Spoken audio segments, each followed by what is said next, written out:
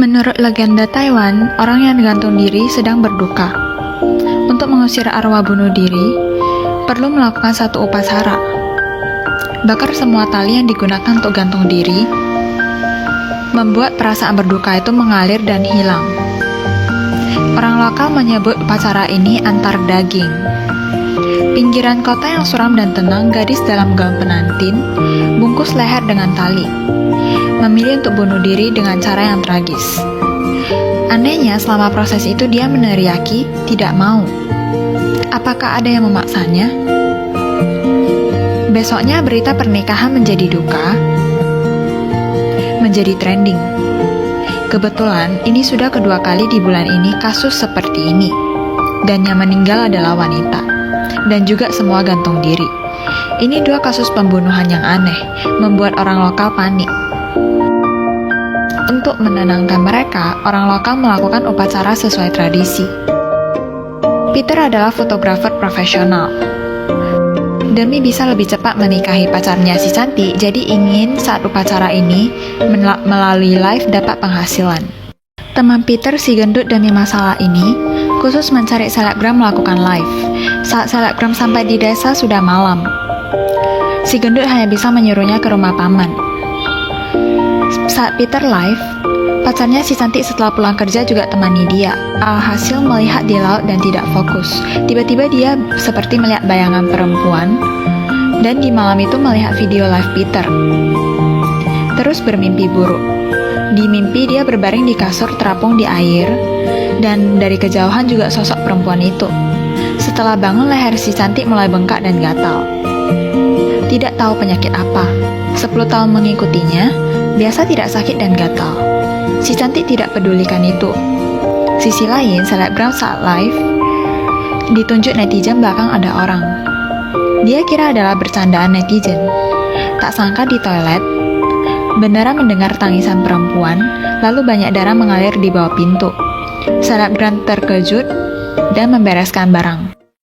Alhasil baru sampai di pintu, leher sudah ditarik oleh tali, berakhir gantung diri di kamar. Paginya polisi mengunci TKP. Si gendut memberitahu pria, selebgram mati dengan tragis, pasti kesurupan. Mulai dari kemarin malam saat upacara, dia merasa ada yang aneh. Tapi Peter begitu mendengar malah sangat gembira karena live kemarin sangat bagus. Jika hari ini mereka masih bisa ke sana, live langsung, pasti penonton akan banyak. Sampai malamnya, Peter dan si gendut datang ke tempat itu dan live. Saat berjelajah, di bawah kasur ada foto lama. Menarik perhatian Peter. Dia terkejut. Foto di dalam adalah selebgram itu. Duanya lagi adalah korban gantung diri yang diberitakan di media. 3 orang umur sama, cara mati juga sama. Berhubungan dan koneksi dekat. Bagaimana kebenarannya? Pria itu membawa kebingungan pulang rumah. Dengan senang membagikan yang dia tahu ke si cantik. Alhasil si cantik muka pucat dan mengingat kembali. Ternyata pada saat SMA, si cantik ada teman baik namanya Yeni. Yeni adalah gadis biasa. Karena leher ada luka bakar, selalu dibully teman sekolah. Sekitar juga tidak ada teman. Hobi satu-satunya bermain gitar. Tapi suatu hari, Yeni bermain gitar di tepi laut, si cantik melihatnya. Si cantik berlari ke sana dan mengobrol dengannya. Yeni sangat senang dan berjanji akan mengajari gitar. Mereka berdua dengan sangat cepat menjadi teman baik yang tak terpisahkan. Tapi Yeni menyukai Peter yang ada di tempat les si cantik. Hubungan 2 orang itu langsung ada perubahan. Yap, kamu tidak salah dengar, Peter, tunangan si cantik sekarang. Tapi Peter tidak tahu hal ini. Karena saat itu melihat cintanya Yeni, si cantik yang awalnya tidak tertarik dengan Peter, juga suka dengan Peter. Bahkan surat cinta Yeni untuk Peter minta bantuan si cantik juga disimpan sendiri olehnya. Dan si cantik membalas surat dengan nada Peter menolak Yeni. Juga memberitahu 3 orang yang sering bully dia tentang pernyataan cinta Yeni ini. Saat Yeni dibully, si cantik menjadi penonton. Sejak saat itu, Yeni menjauhi si cantik. dan jarak jauh ini dan tidak memberi kesempatan bernafas untuk diri sendiri. Tak lama 3 orang pembuli pakai nama Peter mengajak Yenny bertemu ke atap. Alhasilnya pasti tahu, masih hinaan, pukul, tendang. Yenny yang sedih, matanya penuh depresi. Tapi saat ini, melihat si cantik dan Peter berkencan, ini menambah depresinya. Dia iri si cantik mempunyai wajah yang bagus. Saat ini juga kecewa dengan diri sendiri karena dibully orang. Terakhir memilih gantung diri. Setelah Yenny meninggal, orang rumah tidak sesuai tradisi membakar talinya. Karena bunuh diri, pemakaman juga berakhir. Arwah Yenny tidak tenang. Semua duka berkumpul di tali itu. Akhirnya 10 tahun kemudian meledak. 3 orang di foto adalah orang yang membulinya dulu. Jadi arwah Yenny datang balas dendam. Dan sekarang sisa si cantik. Saat ini tiba-tiba mati lampu. Peter berdiri dan membuka lampu dan menyadari bayangan Yenny sekejap lewat. Peter mengikuti bayangan itu ke ruang bawah tanah dan di tanah menemukan buku harian Yenny. Peter melihat buku harian baru tahu ternyata Yenny pernah menyukainya. Juga meminta si cantik memberi surat cinta. Mendongak dan menemukan si cantik yang di sudut. Saat ini si cantik sudah dimasuki Yenny. Pria itu ketakutan.